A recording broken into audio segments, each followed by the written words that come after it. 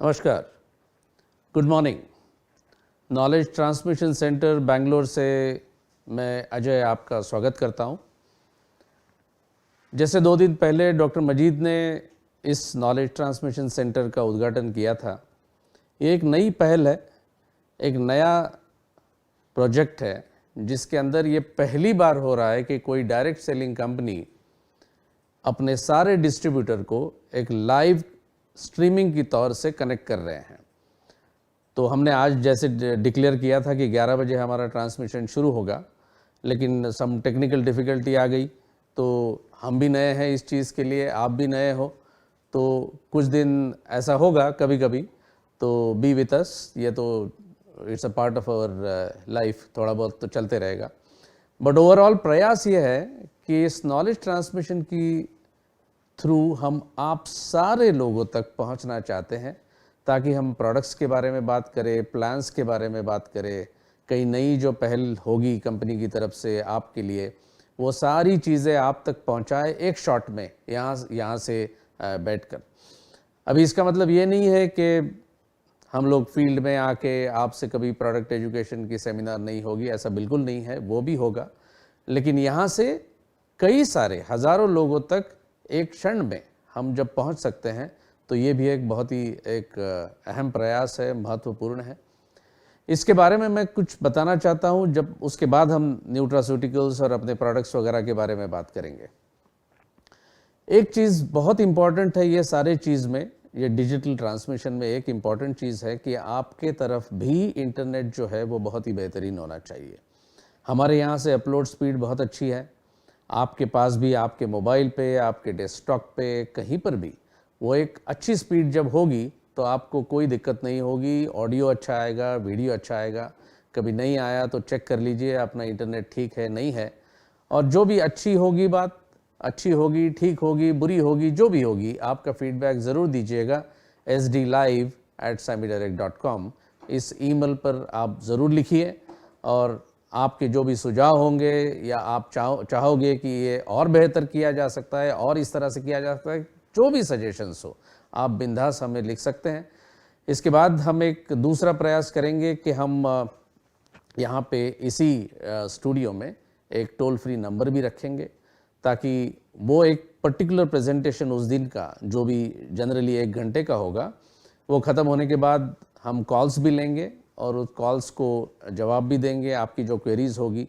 क्योंकि जब 1000 लोग कोई कोने में कहीं से भी जब कनेक्टेड है, तो पॉसिबल नहीं है कि मैं आपको देख पाऊंगा और आप सारे लोग मुझसे बात कर पाएंगे। तो कोई बात नहीं है, वो आप ईमेल के ज़रिए हमें बता सकते हैं और हम उसका जवाब भी तुरंत उसी दिन दे देंगे। तो वो एक नेक्स्ट स्टेप है जो हम जल्दी ही वो भी शुरू करेंगे। तो आज का ट्रांसमिशन अभी मेरे हिसाब से ठीक से आ रहा होगा आपको, एवरीथिंग मस्ट बी ओके। तो हम आज शुरू करते हैं। सबसे पहले इम्पॉर्टेंट है कि हमें सीखने का एक माइंडसेट हमें तैयार करना होगा। कि जैसे सारे लोग कहते हैं कि हम बताएंगे कि इसमें कहाँ से पैसा मिलेगा, मुझे कमीशन कैसे मिलेगा, ये सारी तो चीज़ें हैं, लेकिन इसका मेजर ज़रिया जो है वो अच्छा प्रोडक्ट होता है। और अच्छा प्रोडक्ट जब आपके सामने आ जाता है, आप उसको कस्टमर को प्रेजेंट करते हो, उसको उसकी एडवांटेजेस बताते हो, तो बताने के वक्त आपके अंदर में वो एक कॉन्फिडेंस होना चाहिए, कन्विक्शन होना चाहिए कि मेरा प्रोडक्ट एकदम सही है। और वो सही है ये कहते वक्त आपकी बातों में वो जो वजन आएगा वो तभी आएगा जब आपको आपके प्रोडक्ट के बारे में सारी चीज़ें पता हो। मैं हो सकता है आपको 100 चीज़ें बताऊं, 10 चीज़ें भी ध्यान में रहे, कोई बात नहीं है, लेकिन वो 10 चीज़ें जो आप बताओगे वो भी तो बड़े कॉन्फिडेंटली बताओगे। तो माइंडसेट जो है वो आपका क्लासरूम का होना चाहिए। So that is why I say welcome back to the school. ये स्कूल ही है जब मैं आपको बताऊंगा कि अपना एक सीखने का एक अभी फिर समय आ गया है। कुछ चीज़ें सीखेंगे, कुछ चीज़ें ध्यान में रखेंगे, और उसी से तो फिर आगे गाड़ी बढ़ेगी। तो ऑब्जेक्टिव जैसे मैंने कहा कि ये एक आपको एम्पावर करने का तरीका है। ये जो भी ट्रांसमिशन होगा ये यूट्यूब में अपना वीडियो के तौर पे वहाँ पे स्टोर होगा। आप कभी भी उसको देख सकते हो, कभी भी आप दोबारा देख सकते हो, 3 बार देख सकते हो, ताकि सारी चीज़ें पक्की हो जाए। इसी से आपको एम्पावरमेंट मिलेगी। और यही जो चीज़ है जो आप सीखोगे, यही चीज़ आपको आपके टीम की तरफ बनानी है। और मोस्ट इम्पॉर्टेंटली एक स्टैंडर्ड मैसेज जाना चाहिए across India, across globe, wherever we are present. तो वो एक मेजर मकसद है इस चीज़ का। तो सबसे पहले जब हम कुछ भी करना चाहें तो मैं हमेशा इसमें बिलीव करता हूँ कि सब बेसिक्स हमें बहुत क्लियर होने चाहिए। अभी मैं आपको एनाटॉमी और फिजियोलॉजी का क्लास तो लेने वाला हूँ नहीं, लेकिन ऐसे हमारे डिस्ट्रीब्यूटर्स में कई लोग हैं जो बहुत जानकार है, बहुत एजुकेटेड है, कोई डॉक्टर्स भी हैं, लेकिन कई सारे मेजॉरिटी जो है वो ऐसे लोग हैं जो जिनका साइंस के साथ अभी तक लाइफ में कोई संबंध नहीं आया, और वो बीकॉम होंगे, बीए होंगे, लेकिन उनको ज्ञान है कि ये चीज़ है क्या। लेकिन अगर मैं जैसे कोई सेमिनार में जाता हूँ, उनसे बात करता हूँ कि अच्छा भैया किडनी मालूम है कहाँ है, तो कोई लोग बता पाते, कोई लोग नहीं बता पाते। अब उसका मतलब ये नहीं है कि वो अज्ञानी है, इतनी ही बात है कि क्योंकि किडनी ऐसी चीज़ है जो हमें दिखती नहीं है, तो हमें समझ में नहीं आता वो है कहाँ। जैसे दिल धड़कता है तो हमें मालूम है दिल हमारे बाएं साइड में है, बट बाकी सारी चीज़ें जैसे लीवर है जो टॉक्सीफ्लश में, उसको जानना ज़रूरी है कि लीवर करता क्या है। तो इस सारी चीज़ों को ना थोड़ा थोड़ा तो भी कम से कम जानने की हमने बहुत ज़रूरत है। That is why I will just show you in some slides few things कि जो एक बहुत सिंपल बेसिक्स है जो हमें मालूम होना बहुत बहुत ज़रूरी है। सबसे पहले जान लीजिए कि हमारे जो शरीर है वो it is made up of systems. अभी जब मैं सिस्टम बोलता हूँ तो सिस्टम कौन सी है? कई सारी सिस्टम्स हमारे बॉडी में है। अब अपने सर के पास से शुरू करिए, नर्वस सिस्टम है, फिर रेस्पिरेटरी ट्रैक्ट है, दैट इज रेस्पिरेटरी सिस्टम, फिर digestive system, reproductive system, circulatory system. ये सारी सिस्टम्स जो है वो कई ऑर्गन्स के थ्रू बनती है। जैसे सर्कुलेटरी सिस्टम का हमने अभी जिक्र किया, इसमें क्या क्या है? अपना हार्ट है, ब्लड वेसल्स है जिसे धमनियाँ कहते हैं, जिसमें से खून बहता है। तो ये सारी चीज़ों को मिलके एक सर्कुलेटरी सिस्टम बनती है। तो ये ऑर्गन्स है, इनको बोलते हैं ऑर्गन्स, जैसे हार्ट वगैरह। अब ये ऑर्गन किस तरह से बनते हैं? टिश्यूज से बनते हैं। यानी हार्ट जो है वो बना हुआ है कई सारे टिश्यूज से, और टिश्यूज बनते हैं अपनी सेल्स से। हमारे शरीर में आपको अचरज होगा ये जान के कि करीब करीब 50 से 70 ट्रिलियन सेल्स होते हैं। अब 50 से 70 ट्रिलियन सेल, तो आप इमेजिन कर सकते हो कितनी सेल्स है हमारी बॉडी में। और कुछ ग्रुप ऑफ सेल्स बनके एक टिश्यू बनता है, कुछ टिश्यूज मिलके कुछ ऑर्गन बनता है, और कुछ ऑर्गन बनके एक सिस्टम बनती है। So this is how it goes. That means in another words what we can say कि हमारी बॉडी एक कॉलोनी ऑफ सेल्स है। जैसे बेंगलोर में अगर हम कहें कि भाई कोई सहकार नगर है, अब सहकार नगर ये कॉलोनी हो गई। अब इसमें कई सारे घर हैं, कई टाइप के लोग हैं। इसी तरह हमारी बॉडी है जो कॉलोनी ऑफ सेल्स है। मतलब हमारा सेल जो है ये एक बेसिक स्ट्रक्चर है जिसकी वजह से हमारी पूरी बॉडी बनी हुई है। तो जानते हैं कि स्ट्रक्चर क्या है इस सेल का। अब ये सेल स्ट्रक्चर अगर हमने उसको काटा जाए, एक सेल को पकड़ के जो माइक्रोस्कोप के अंडर में अगर हमने देखा, सुपर इलेक्ट्रॉन माइक्रोस्कोप के अंडर में, तो आपको इस तरह से दिखेगा। एक ये पिक्टोरियल है, एग्जैक्टली वैसा नहीं होता है। तो इसमें एक चीज़ तो आप बहुत आसानी से देख सकते हो, सेंटर में जो है, जो पिंक कलर सा है, वो है न्यूक्लियस। और लेफ्ट साइड में बॉटम में आप देखोगे माइटोकॉन्ड्रिया। ये थोड़ा सा आपके पहचान का है, क्योंकि माइटोकॉन्ड्रिया में होता है CoQ enzyme, that is CoQ10।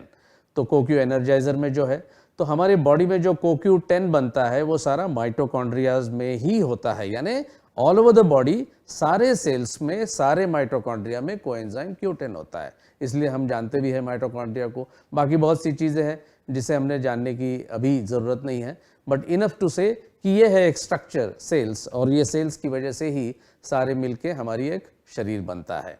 अब तो जैसे मैंने कहा, जस्ट लेट अस समराइज कि सेल्स से बनता है टिश्यूज, टिश्यूज से बनते हैं ऑर्गन्स, ऑर्गन्स से बनते हैं सिस्टम्स, और सारी सिस्टम्स को मिला के हमारा शरीर बनता है।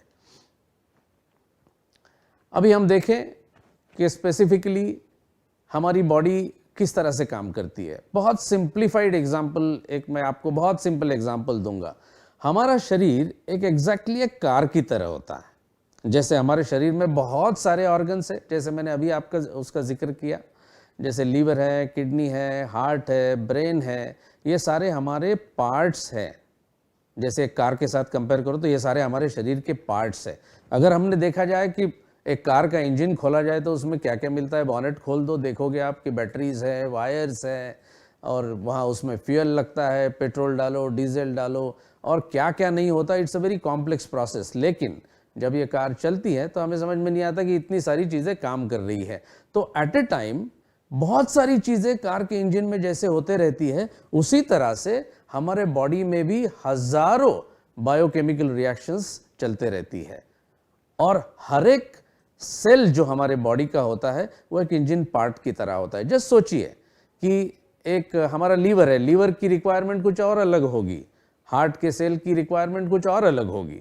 तो इसी तरह से लेकिन एक कार की रिक्वायरमेंट, जैसे हम बोलते हैं ना डीजल कार हो तो उसमें डीजल ही डाला जाएगा, पेट्रोल डाला जाएगा तो क्या होगा, गाड़ी चलेगी नहीं।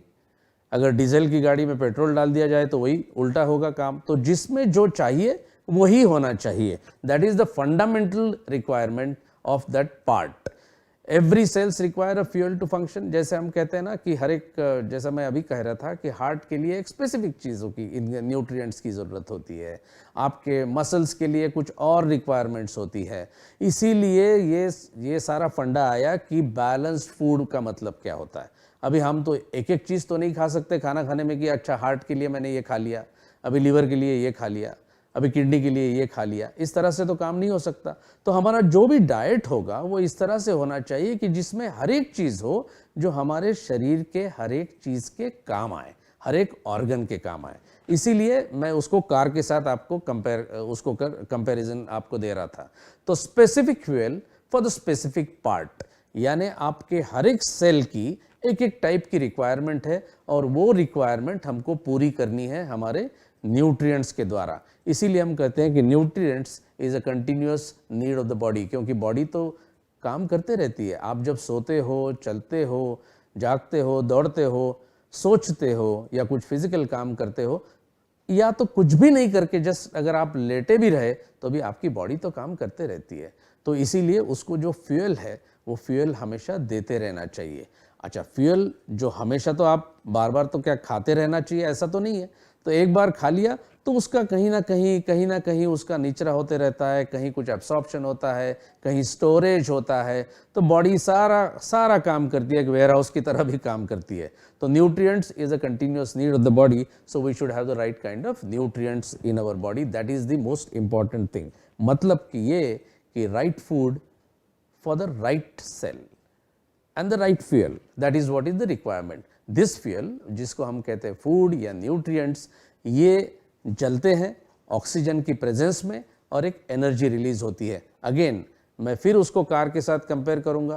कार में जब हम पेट्रोल डालते हैं तो होता क्या है, उसमें भी तो एयर फिल्टर लगा होता है, एयर आती है, एयर से ऑक्सीजन आती है, और ये जो केमिकल एनर्जी बाद में तैयार हो जाती है जलने की वजह से, इस फ्यूल की जलने की वजह से, वो मैकेनिकल एनर्जी में कन्वर्ट होकर कार चलने लगती है। इसी तरह से हमारे बॉडी में भी फूड्स और न्यूट्रिएंट्स जैसे जैसे हमको मिलते हैं वो ऑक्सीजन की प्रेजेंस में जलते हैं और हमें एक एनर्जी मिलती है। There is a TCA cycle और बहुत सारी कॉम्प्लिकेशंस है। जितना मैं सिंप्लीफाई कर रहा हूँ उस तरह से शरीर में नहीं होता है, but that is how we can understand.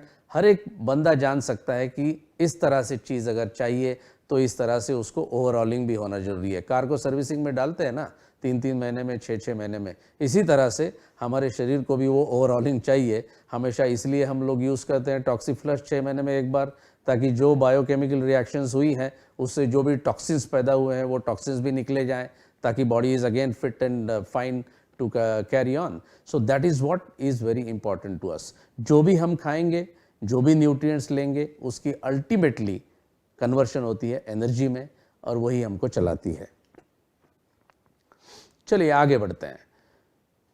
कुछ सिंपल चीज़ें हैं। हम खाना खाते हैं, हमारे it goes from your mouth, हमारे मुंह से खाना खाते हैं, उसके बाद वो ईसोफेगस में जाता है, ईसोफेगस से वो स्मॉल इंटेस्टाइन में, लार्ज इंटेस्टाइन में जाएगा, उसके पहले वो स्टमक में जाएगा, स्टमक से स्मॉल इंटेस्टाइन में उसकी एब्सॉर्प्शन होती है, और बचा हुआ जो भी चीज़ें हैं कुछ थोड़ी बहुत लार्ज इंटेस्टाइन में होती है, और जो भी नहीं चाहिए बॉडी को वो हमारे एनस के द्वारा वो बाहर निकल जाता है। सो इसी तरह से ये पूरी प्रक्रिया होती है, ये है डाइजेशन वाली। लेकिन स्मॉल इंटेस्टाइन में जाने के बाद जो छोटे छोटा बहुत, आप एक पिक्चर देखोगे स्मॉल इंटेस्टाइन को, दिखेगा कि एक वायर जैसा बहुत सारा एक लंबा सा उसको इसीलिए वो गोल गोल घुमाया है ताकि एब्सॉर्प्शन ज़्यादा से ज़्यादा होने का वहाँ मौका मिले फूड को।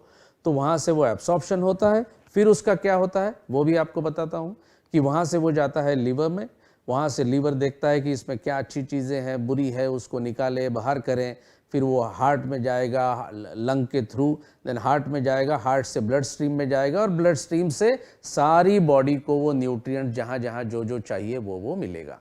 That is what the whole process is all about. इसलिए बेहतर खाए, सही खाए तो सही एब्सॉर्प्शन होगा, सिंपल वाला खाना खाएं तो शरीर को उतनी ही तकलीफ कम होती है। तो हमारा जो फोकस रहेगा, आई होप कि बेसिक्स आपको थोड़े बहुत समझ गए होंगे कि किस तरह से overall how the body functions. और इसीलिए अगर हमको हेल्दी लिविंग चाहिए तो सही न्यूट्रिशन चाहिए, और अगर डिसऑर्डर्स और डिसीजेस से हमको मुक्ति चाहिए तो हमें प्रिवेंशन की बहुत ज़्यादा ज़रूरत है। That is why we will talk only on healthy living, nutrition and prevention. अभी ये हो गया डाइट के बारे में कि बैलेंस्ड होना चाहिए, सारे न्यूट्रिएंट्स मिलने चाहिए। बैलेंस क्यों होना चाहिए ये आप अब समझ गए। हम हमेशा कहते हैं कि सारी डिसऑर्डर्स और डिसीजेस आज के ज़माने में जो है वो हमारी लाइफस्टाइल की गड़बड़ होने की वजह से है। तो सब लोग कहते हैं कि हेल्दी लाइफस्टाइल होनी चाहिए। अब हेल्दी लाइफस्टाइल होती क्या है, अब इसको भी जानना बहुत ज़रूरी है। सिंप्लीफाइड टर्म्स में आपको समझाता हूँ। हेल्दी लाइफस्टाइल का मतलब होता है कि समय पे खाना। अगर आप याद करोगे तो आपके दादा या दादी और जो पुराने ज़माने के सब लोग होते थे, तो वो एक सही समय पे खाना उनके लिए बहुत अनिवार्य होता था। अगर उनको 8 बजे अगर उनको नाश्ता मिलना है टेबल पे तो 8 बजे मिलना है, अगर नहीं मिले तो वो सर पे उठा लेते थे। होता था सबके घर में, आप याद करिए। तो इसी तरह से तो उसको टाइमली होना चाहिए। वो उस बंदे को तो नहीं पता था कि ये टाइमली फूड लेने से क्या प्रॉब्लम्स नहीं होते और कैसे होता है, बट उनको एक जीवन शैली जो थी वो बड़ी डिसिप्लिन्ड चलती थी कि 8 बजे मैं अपना नाश्ता खाऊं, 12-1 के बीच में हमारा लंच हो जाए, शाम को थोड़ा 6 बजे के पहले थोड़ा बहुत कुछ खा ले और रात को एक हल्का सा डिनर लेके सो जाए, जल्दी सो जाए। That is what was the जीवन शैली, बड़ी सिंपल सी और बड़ी डिसिप्लिन्ड। और उसी की वजह से मैंने कई लोगों को देखा है, आप भी देखते होंगे कभी कभी कि 80 और 90 साल के लोग भी, उनको आप बूढ़े नहीं बोल सकते, जवान की तरह से वो साइकिल चलाते हैं। मैंने तो कई जगह देखा है। यूरोप में आप जाइए तो आप वहाँ तो देखोगे कि 90 साल के भी हो तो वो माउंटेन भी चढ़ जाते हैं। तो उनकी वो जो लाइफस्टाइल है ना, इट इज़ सो डिसिप्लिन्ड कि वो देखते हैं कि उनका खाना सही हो और एक एक्सरसाइज जो है वो एक बहुत ज़रूरी है। तो वो सारा इसीलिए होता है कि द होल बॉडी पार्ट्स, जो भी सारे बॉडी पार्ट्स हैं, परफेक्टली अपने एक दूसरे के साथ में बड़े सिंक होके ही काम करते रहते हैं। हमारे यहाँ सीडेंटरी लाइफस्टाइल बहुत ज़्यादा बढ़ गई है, इसीलिए हमें सारी रोगों का या डिसऑर्डर्स का सामना करना पड़ता है। सो टाइमली इंटेक ऑफ फूड बहुत इंपॉर्टेंट है। हम सब जानते हैं इस चीज़ को, लेकिन वो हम उस पर अमल नहीं करते। हम बोलते कि काम ही इतना था कि खाने को समय ही नहीं मिला। अब समय नहीं मिलेगा तो फिर तो प्रॉब्लम्स तो आते रहेंगे, फिर रोने का क्या मतलब है। तो थोड़ी चीज़ें जो है वो उसमें डिसिप्लिन लाने की ज़रूरत है। दूसरा, फूड वही लो जिसमें आपको कार्बोहाइड्रेट्स हो, प्रोटीन्स हो, फैट्स हो, विटामिन्स हो, मिनरल्स हो। फैट के नाम सुनते ही लोगों को लगता है कि घी बंद कर देना चाहिए, मैंने ऑयल बंद कर देना चाहिए, ये नहीं करना चाहिए, वो नहीं करना चाहिए, क्योंकि आपको गूगल अभी इतना अवेलेबल है कि कुछ भी चाहिए तो फट से गूगल पे आंसर करके देखते हो। अगर आप सब चीज़ों को देखते रहें कि ये खाए तो क्या होता है, ये खाए नहीं तो क्या होता है, तो आपको दिखेगा कि हर एक चीज़ में कुछ ना कुछ ऐसा लिखा है कि आपका खाना ही बंद हो जाए। तो ये सारी चीज़ों को एक्सट्रीम में मत ले जाइए। हर एक चीज़ ज़रूरी है, घी ज़रूरी है, ऑयल ज़रूरी है, लेकिन एक सही मात्रा में होना चाहिए। एनी एक्सट्रीम, बहुत ही नहीं खाना, बहुत ज़्यादा खाना, दोनों भी जैसे हमें अलाउड नहीं है। जैसे हम कोलेस्ट्रॉल की बात करते हैं, कोलेस्ट्रॉल सुनते ही हमको क्या लगता है, कोलेस्ट्रॉल बड़ी बुरी चीज़ है। कोलेस्ट्रॉल बॉडी के लिए बहुत ज़रूरी है, वो चाहिए, लेकिन जब कोलेस्ट्रॉल की मात्रा एक प्रिस्क्राइब्ड लिमिट के ऊपर हो जाती है तो आपको प्रॉब्लम होती है। So everything in moderate consumption is good. जितना चाहिए उतना लेना चाहिए, जितना खाए उतना बर्न करना चाहिए, जलाना चाहिए। That is very important. इसीलिए चाहिए आपको एक ऑप्टिमम एक्सरसाइज। ऑप्टिमम एक्सरसाइज का मतलब ये नहीं है कि आप हर रोज़ जिमिंग करें, एक एक घंटा जाएं, 2-2 घंटा जाए, पसीना बहाए और घर आके गुलाब जामुन 10 खा ले। तो इस तरह से वो एक्सरसाइज नहीं होता है। ऑप्टिमम एक्सरसाइज का मतलब होता है, जैसे साइंटिस्ट लोगों ने कहा है, कि करीब करीब आप 10 घंटा ब्रिस्क वॉक करें एक हफ्ते में। मतलब हर रोज एक डेढ़ घंटा अगर आप चलें एक पूरे हफ्ते में, हर रोज एक डेढ़ घंटा चले, तो that is good enough as an exercise. उसके लिए बहुत ज़्यादा वेट लिफ्टिंग और ये सारी करने की ज़रूरत नहीं है। मैं एक आम आदमी की बात कर रहा हूँ, जिसको बॉडी बिल्डिंग करनी है, क्या करना है, उनको तो वो जिम में जाना है। बट एक आम जिंदगी, अच्छी जिंदगी, रोग मुक्त जिंदगी अगर जीना है तो some optimum exercise is extremely necessary. Junk food avoid करें, ये तो आप भी जानते हो, जंक फूड अवॉइड करना चाहिए, बहुत ज़्यादा ऑयली फूड अवॉइड करना चाहिए, कार्बोनेटेड ड्रिंक्स अवॉइड करना चाहिए। ये सारा तो ठीक है, एक्सट्रीम मत जाइए। इसका मतलब ये नहीं कि कल से मैं बर्गर बंद कर दूंगा, पिज़्ज़ा बंद कर दूंगा, कुछ भी नहीं खाऊंगा, ऐसे नहीं होता है। अगर हर रोज़ आपका फूड ही अगर बर्गर बन जाए, अगर हर रोज़ का नाश्ता, लंच और डिनर भी अगर पिज़्ज़ा बन जाए, तो फिर आपको प्रॉब्लम ज़रूर होगी। That is what I am saying, extremities में मत जाइए। एक मॉडरेट चीज़ में हर एक चीज़ ठीक है, कोई बड़ी बात नहीं है। नेक्स्ट पॉइंट, हाइजीन मेंटेन करें। अभी हाइजीन के बारे में काफ़ी सारी चर्चा तो हमेशा होते रहती है, क्योंकि हमारे हाथों पे अभी हम मोबाइल यूज़ करते हैं। आप अगर एक मोबाइल पे, अगर उसके ऊपर अभी रिसेंटली मैंने कोई सर्वे देखा था और एक साइंटिफिक स्टडी देखी थी कि आपके मोबाइल पे मिलियंस ऑफ बैक्टीरियाज आपको दिखे थे। अब इसका मतलब ये नहीं कि मोबाइल यूज़ करना बंद कर दे, ऐसी बात नहीं है। उसको साफ रखें, हमेशा कान पे लगाए रखें, हमेशा वही करते रहें तो हमें तो वो इन्फेक्शन का वो मोबाइल भी कारण बन जाता है। तो थोड़ी सी हाइजीन लेना ज़रूरी है, और उसकी जो भी हमें उसके लिए प्रिकॉशन लेना पड़े वो करना आवश्यक है, अति आवश्यक है।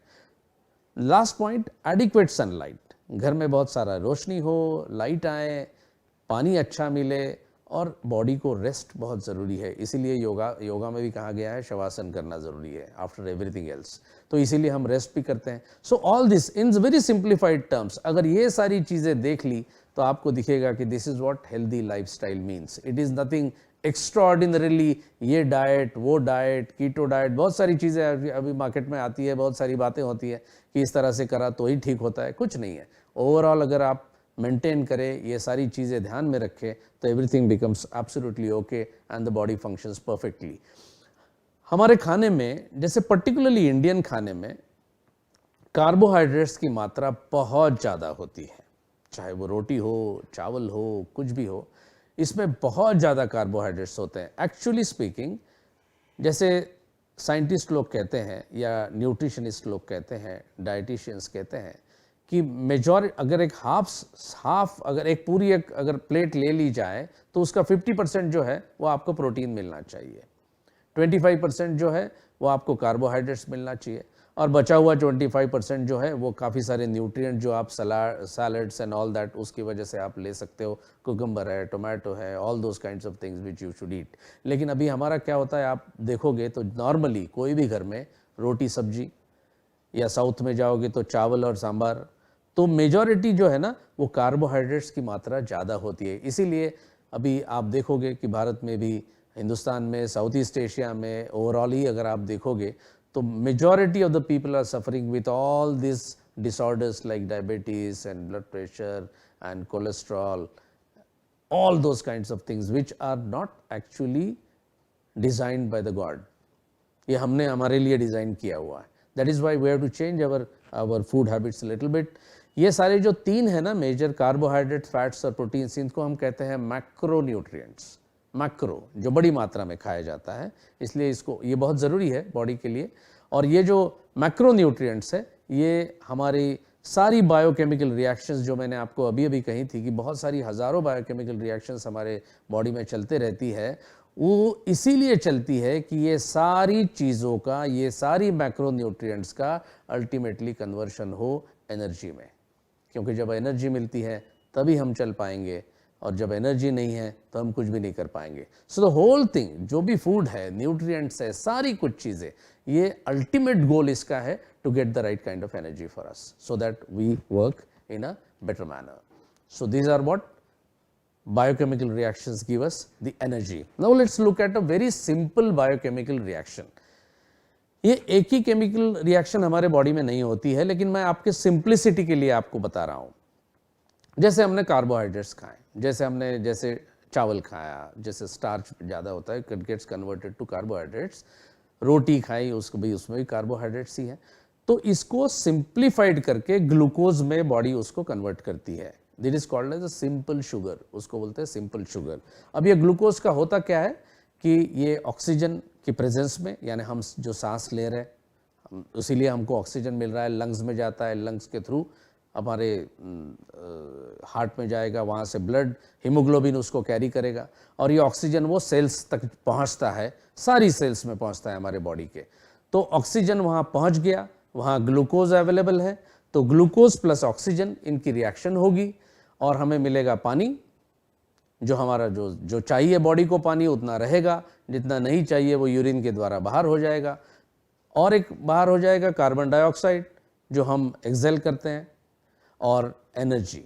तो glucose plus oxygen gives you water, energy and carbon dioxide. This is a very simplest of the biochemical reaction, one of the simplest reaction that happens in your body. अब ये ग्लूकोज हमको कहाँ से मिलता है? फूड से मिलता है।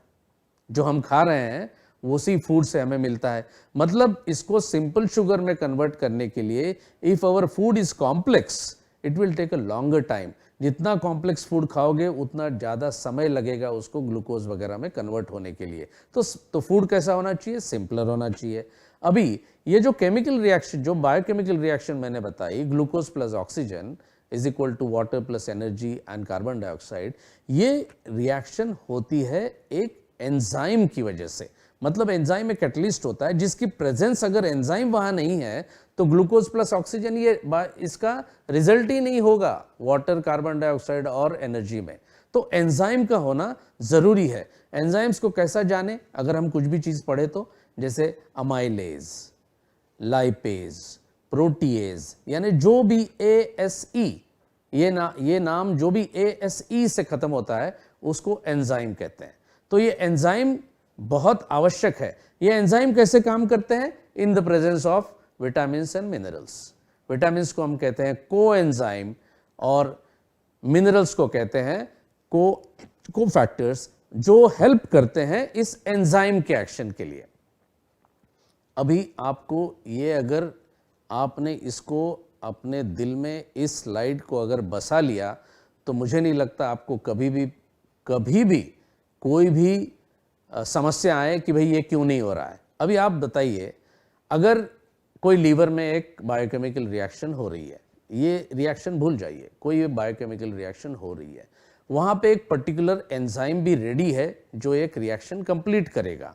अब वहाँ चाहिए समझो विटामिन B1 जो इस एंजाइम को हेल्प करेगा उस केमिकल रिएक्शन को कंप्लीट करने के लिए, और विटामिन B1 है ही नहीं, तो ये केमिकल रिएक्शन होगी कि नहीं होगी? नहीं होगी। That means liver will get affected in the absence of certain cofactors and certain nutrients, that is coenzymes like vitamins. इसीलिए एक एंजाइम ऐसा होता है कि जैसे जिंक, मान लो मिनरल है जिंक, जो हमारे कैल्सीडीमैक्स में भी है। तो जिंक एक ऐसा मिनरल है जो आपकी बॉडी के अंदर करीब 300 केमिकल रिएक्शंस को मैनेज करता है। मींस 300 बायोकेमिकल रिएक्शन में जिंक का रोल है। अभी मान लो जिंक है ही नहीं बॉडी में, या कम है, डेफिशिएंसी है, तो क्या होगा? तो वो सारी 300 बायोकेमिकल रिएक्शंस कंप्लीट नहीं होगी, और वो जहां जहां होनी चाहिए, जो ऑर्गन में होनी चाहिए, वो ऑर्गन को कुछ ना कुछ तकलीफ होगी। आप अभी समझ रहे हैं कि how important is vitamin and mineral. हम बड़े लाइटली लेते हैं कि चलो ठीक है यार, कुछ दिन बी कॉम्प्लेक्स ले लेते हैं, बी कॉम्प्लेक्स विटामिन खा लेते हैं, कभी मिनरल खा लेते हैं, बट ऐसा नहीं होता है। हर एक चीज़ की एक महत्वता है, बहुत इंपॉर्टेंस है, और ये हमेशा हम तो बाहर से गोलियां नहीं खा सकते, तो हमारा फूड ठीक होना चाहिए। अच्छा, फूड ठीक नहीं है तो फिर हमको सप्लीमेंट लेना होगा, और वही तो सप्लीमेंट्स सेमी डायरेक्ट आपको प्रोवाइड करती है। Solid powerful antioxidants and with all vitamins, minerals, इस तरह के प्रोडक्ट्स हैं जो प्रिवेंट करती है काफ़ी सारी डिसऑर्डर्स को और काफ़ी सारे डिसीजेस को। इस बायोकेमिकल रिएक्शन को अपने दिलो दिमाग में एकदम बसा लीजिए कि this is what the whole thing is all about. Then you will realise कि बाकी सारा एकदम सिंपल है। ये रिएक्शन के बियॉन्ड कुछ भी डिफिकल्ट नहीं है। साइंस इज़ वेरी सिंपल, बहुत सिंपल है, सादा है, अगर हम उसको सीधे तरीके से सिंपलिस्टिक फॉर्म में अगर समझ जाए तो। सो विटामिन्स एंड मिनरल्स बहुत कम मात्रा में लगते हैं, इसीलिए इनको कहते हैं माइक्रो न्यूट्रिएंट्स। तो जैसे कहा मैंने को एंजाइम, तो यानी एंजाइम को हेल्प करने वाला, विच आर रिक्वायर्ड कि वो एंजाइम का नॉर्मल फंक्शनिंग हो और वो बायोकेमिकल रिएक्शन हो। इसीलिए मैंने आपको वो पहले से बताया कि कैसे बायोकेमिकल रिएक्शंस होती हैं, कितने चीज़ें होती है, कहाँ कहाँ होती है, तो अभी आपको उसका कनेक्शन आया होगा। दूसरा है मिनरल्स, जो कि which are much more needed in small amounts to make the cofactors, और ये कोफैक्टर्स भी एंजाइम के एक्टिवेशन के लिए बहुत ज़्यादा इंपॉर्टेंट होता है। तो ये होते हैं माइक्रोन्यूट्रिएंट्स। तो मैक्रोन्यूट्रिएंट्स और माइक्रोन्यूट्रिएंट्स दोनों को मिला के बनता है हमारा फूड। So that is how this whole thing works for your body. अभी याद करिए कि सालों पहले 50-60 साल या मे बी 70 साल के पहले, या लुइस पास्चर जब भी पहले जो भी एंटीबैक्टीरियल बनाए उसके पहले, पेनिसिलिन के पहले की बात कर रहा हूँ, कि जहाँ जहाँ जो डिसीजेस थे, आपको आश्चर्य होगा कि प्लेग हो गया, मलेरिया हो गया, टाइफॉइड, ये सारे चीज़ों से एपिडेमिक आता था। एपिडेमिक का मतलब है कि सारा के सारा गांव खत्म हो गया और पूरा, मतलब उसको मेडिसिन ही नहीं था। लेकिन आज अगर हम देखें तो क्या मलेरिया से कोई मरता है? बहुत कम, क्योंकि अभी उसके लिए गोलियां अवेलेबल हैं। प्लेग के लिए भी हमको मालूम है कि क्या करना चाहिए, टाइफॉइड के लिए क्या करना चाहिए, हम सारी चीज़ों को जानते हैं। तो ये सारी चीज़ें जो बैक्टीरिया और वायरसेस के वजह से होती थी, या जो बैक्टीरिया के वजह से हम जानते थे कि कौन सा बैक्टीरियम है, उसके लिए तो हमने प्रोडक्ट्स बना लिए, मेडिसिन बना लिए, उसके लिए मेडिसिन डिस्कवर हुए। तो अभी हम लोगों को उन रोगों पर विजय पाना संभव हो सका है। तो अभी हमें इन सब रोगों की वजह से कोई मर रहा है ऐसा बहुत कम मालूम पड़ता है, बहुत ही कम मालूम पड़ता है। लेकिन कुछ चीज़ें जो नई आई है, जैसे मैंने बोला कि ये तो भगवान ने आपके लिए डिज़ाइन नहीं करी थी, जैसे न्यू डिसऑर्डर्स, डायबिटीज़ हो गया, आपकी ओबेसिटी हो गई, ब्लड प्रेशर हो गया, हाइपर कोलेस्ट्रेमिया, ये सारी चीज़ें हो गई। ये सारी चीज़ें तो कोई इसमें बैक्टीरिया नहीं है जिसकी वजह से ये हो रहा है, कोई वायरस नहीं है जिसकी वजह से ये हो रहा है। तो ये क्यों हो रहा है? Only because our lifestyle modifications what we have done. सारी लाइफस्टाइल चीज़ें रिलेटेड है। अब लाइफस्टाइल रिलेटेड होने की वजह से एंटीबैक्टीरियल तो यहाँ काम नहीं करेगा, क्योंकि कोई बैक्टीरिया का तो इन्फेक्शन है ही नहीं ओबेसिटी में जिसकी वजह से हुआ है। डायबिटीज़ तो कोई बैक्टीरियम की वजह से तो हुआ नहीं है। तो उसको क्या करना होगा, हमें जिस चीज़ की वजह से हुआ है उसको चेंज करना होगा। That is you will need to change your lifestyle. That is what is the most important thing. अगर वो नहीं कर सकते, वो भी करना है, लेकिन उसके अलावा भी अगर कुछ चीज़ करना है तो वो लेना है न्यूट्रास्यूटिकल्स का। वहीं से निर्माण हुआ, लोगों को अनुभव हुआ कि न्यूट्रास्यूटिकल्स एक ऐसी चीज़ है जिसको फार्मास्यूटिकल और न्यूट्रिशन दोनों वर्ड्स को मिला के बनाया गया है। तो स्टीफन डी फेलिस ने बनाया था ये सालों पहले। तो न्यूट्रास्यूटिकल्स में, जिसमें हम कहते हैं कि prevention is what is most important and prevention is better than cure. सालों के पहले ये बात कही गई, लेकिन उसके ऊपर कोई काम नहीं हुआ। डॉक्टर मजीद जो इंडस्ट्रियल फार्मेसी में ऑलरेडी फाइजर पैको रिसर्च में पीएचडी वगैरह करने के बाद में वहीं पे जो फार्मास्यूटिकल्स में काम करते थे, ही रियलाइज्ड कि ये नहीं है, ये prevention is better than cure. He understood it and he change the game and he came into this from the white coat that he was wearing in the lab. He was adoring the blue suit now, the business suit. He got into this और सारी दुनिया को एक बहुत ही pioneering effort के साथ में बहुत से स्टैंडर्डाइज एक्सट्रैक्ट बनाए, और उसकी वजह से ही हमारे जो प्रोडक्ट्स है उसमें सारे रिसर्च बेस्ड न्यूट्रिएंट्स ही आपको मिलेंगे। It is not a copy paste formula from anywhere, ये हमारा खुद का रिसर्च है। तो न्यूट्रास्यूटिकल्स का नीड जो है ये इसीलिए आया, पहले नहीं था सालों पहले, अभी इसलिए आया क्योंकि हमारी फूड बैलेंस नहीं है, हमारी लाइफस्टाइल बदल गई है। तो इसकी वजह से हमें अभी ये न्यूट्रास्यूटिकल्स की ज़रूरत है।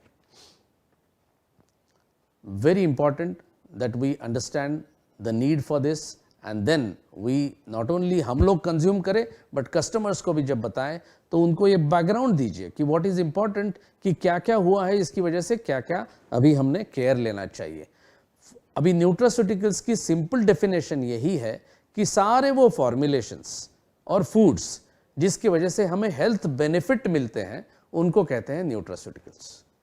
सिंपल डेफिनेशन है, फॉर्मुलेशंस और फूड्स जो हमें हेल्थ बेनिफिट देते हैं when taken orally, these are called as nutraceuticals. Supplement क्यों कहा जाता है? क्योंकि सिर्फ गोलियां खा के जिया नहीं जा सकता है, तो बाकी सारा जो भी खाते हो खाइए, उसके साथ इसको सप्लीमेंट करना ज़रूरी है। सप्लीमेंट्स आपके डाइट के साथ में उसको मिलाइए और प्रिवेंट करिए काफ़ी सारी डिसऑर्डर्स। फॉर्मुलेशन का मतलब भी लोगों को कोई समझ में नहीं आता। कई बार जब मैं जाता हूँ और मुझे मालूम है फॉर्मुलेशन करके मैं कहता हूँ ये अपना फॉर्मुलेशन है, तो बोलते सर फॉर्मुलेशन क्या है?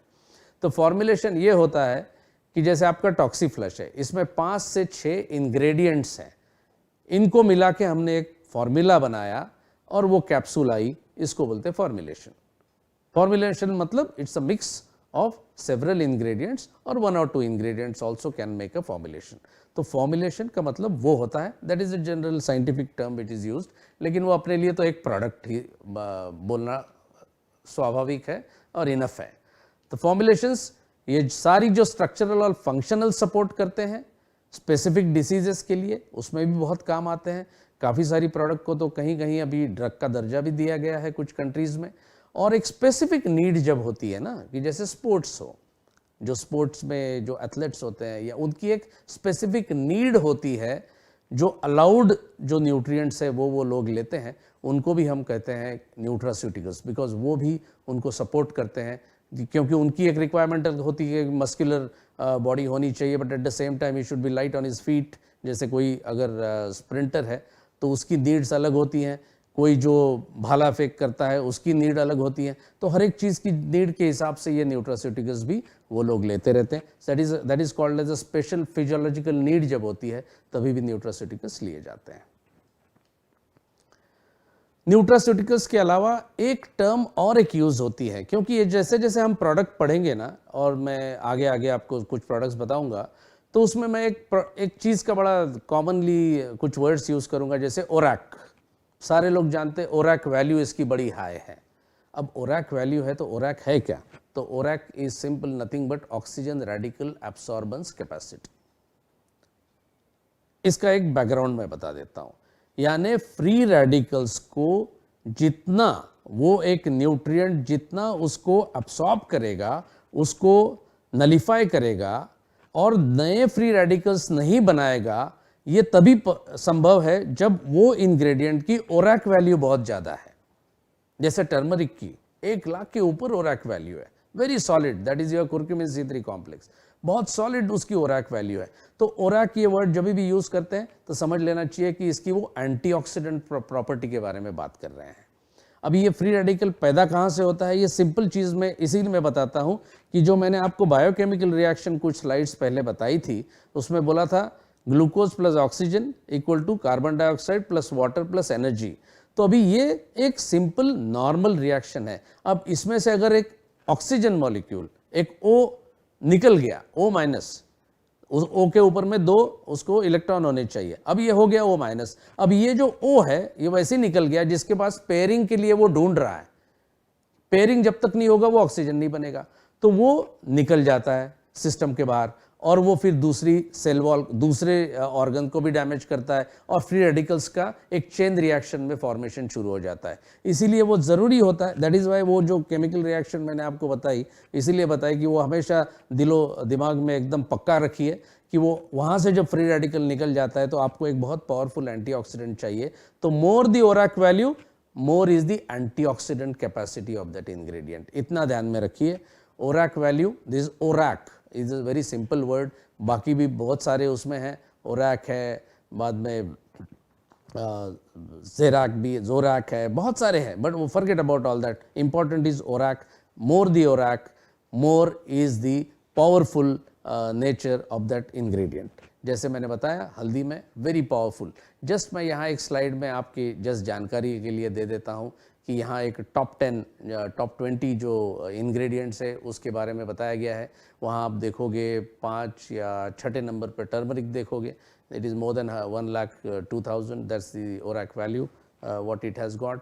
Clove has got the highest ORAC value. इसका मतलब ये नहीं है कि हर रोज़ लौंग खाना शुरू करें और इतनी खाएं कि फिर तकलीफ हो जाए उससे, बट एक सीमित मात्रा में हर एक चीज़ अच्छी होती है। Then there are others from 21 to 40, if you can see there are so many ingredients here जिसकी ORAC वैल्यू दी गई है। तो बहुत हर एक इंग्रेडिएंट के, हर एक न्यूट्रिएंट की ORAC वैल्यू भी ढूंढी गई है। उसके हिसाब से हमारी बॉडी को कितनी नीड है उस हिसाब से काम किया जाता है। और एक टर्मिनोलॉजी है जो मैं आपको अभी बता देता हूँ ताकि वो बाद में जब प्रोडक्ट्स बात करूँगा तो उसका फिर से जिक्र आएगा, जिसको कहते हैं RDA। सर इसका RDA कितना है, ये हमेशा लोग पूछते हैं कि सर इसका RDA कितना है। RDA का मतलब होता है recommended daily allowance. Recommended daily allowance का मतलब होता है मैग्नीशियम ले लो। इसका RDA क्या है, तो पर डे अगर हमने कहा कि 165 मिलीग्राम हमको चाहिए या पर डे हमको 300 मिलीग्राम चाहिए मैग्नीशियम, उसका मतलब होता है कि इसकी रिक्वायरमेंट पर डे इतनी है, ये रिकमेंडेड वैल्यूज है। तो अच्छा, हमारे प्रोडक्ट्स में क्या हम एग्जैक्टली RDA जितना है उतना ही हम देते हैं क्या? नहीं देते हैं, उससे थोड़ा कम देते हैं। क्यों? क्योंकि हमारे खाने में भी अपने को वो चीज़ें तो मिलते रहती है, तो ज़रूरत से ज़्यादा कोई लेने की ज़रूरत नहीं है। ऑलमोस्ट अप टू RDA और little less than RDA, this is what we ensure हमारे हर एक फॉर्मुलेशन में, ताकि अपना एकदम साइंटिफिक फार्मूला एकदम सही तरह से हो, कोई बहुत ज़्यादा उसमें चीज़ देने की ज़रूरत नहीं है। सो that is one another term जो आप दिमाग में रखिए, RDA कितना है, तो RDA will also come in to that. तो इस बैकग्राउंड के साथ now you understand what is why there is a need for the balance diet, why there is a need for a healthy lifestyle. सारी चीज़ें हम जानते हैं। Problem यही होता है कि जानने के बाद में भी उसकी इम्प्लीमेंटेशन हमारे लाइफ में नहीं होती, and that is why we invite several disorders. सारी डिसऑर्डर्स को आमंत्रण देते हैं, रोगों को आमंत्रण देते हैं, और फिर इनका इलाज करने के लिए लाखों रुपए खर्च करते हैं। तो बेटर है कि हम हमारे जो शरीर हैं उसको जो जो चाहिए वो हम दें, ताकि हम स्वस्थ रहें, मस्त रहें, खुश रहें। हमारी यूनिक प्रोडक्ट रेंज जो है वो बहुत सारे प्रोडक्ट्स हैं, इसके बारे में हम बात करेंगे और अगले प्रोग्राम से बात करेंगे। हर एक मंगलवार को और हर एक शुक्रवार को दिन में 11 बजे, क्योंकि 11 बजे मैं जानता हूं कि हमारे डिस्ट्रीब्यूटर्स का वक्त जो है काम का वो 1 बजे के बाद ही शुरू होता है, तो 11 से 12 के बीच में तो आसानी से देखा जा सकता है। आपके मोबाइल पे भी देख सकते हो, अपने टीम के साथ देख सकते हो, कंप्यूटर पे देख सकते हो, उसको प्रोजेक्टर के थ्रू भी देख सकते हो, सारे लोग, बिग मीटिंग्स हो तो 11 बजे हर मंगलवार, हर शुक्रवार हम इस प्रोग्राम का प्रसारण करेंगे। अभी अगला प्रोग्राम जो है वो आने वाले मंगलवार को होगा। आज है 7 तारीख और ये यूनिक तारीख है। आप लोग भी, मैंने भी आज ही सुबह व्हाट्सएप में देखा, 7-7-1-7, कितना बढ़िया काम है, 7-7-1-7। तो हम 7-7-1-7 आज से शुरू कर रहा है, ऐसे ही 7-7 रहेंगे हर मंगलवार को, हर शुक्रवार को। जैसे जैसे आपका रिस्पांस ज़्यादा बढ़ेगा, जैसे जैसे आपकी डिमांड्स बढ़ेगी, उस हिसाब से हम भी अपने प्रोग्राम्स और नंबर ऑफ प्रोग्राम्स भी बढ़ाएंगे। वीकली अभी जो बाई वीकली करते हैं उसको ट्राई वीकली कर सकते हैं, काफ़ी सारी चीज़ें आप तक पहुंचा सकते हैं। तो अगले मंगलवार को मिलते हैं, तब तक स्वस्थ रहिए और खुश रहिए और अच्छा खासी थोड़ी सी सेहत रखिए, और सेमी डायरेक्ट के न्यूट्रास्यूटिकल्स को जितना प्रमोट करना है उतने सच्चे ढंग से, कॉन्फिडेंस के साथ में, कन्विक्शन के साथ में प्रमोट कीजिए। See you then on Tuesday, coming Tuesday at 11 o'clock. धन्यवाद, थैंक यू।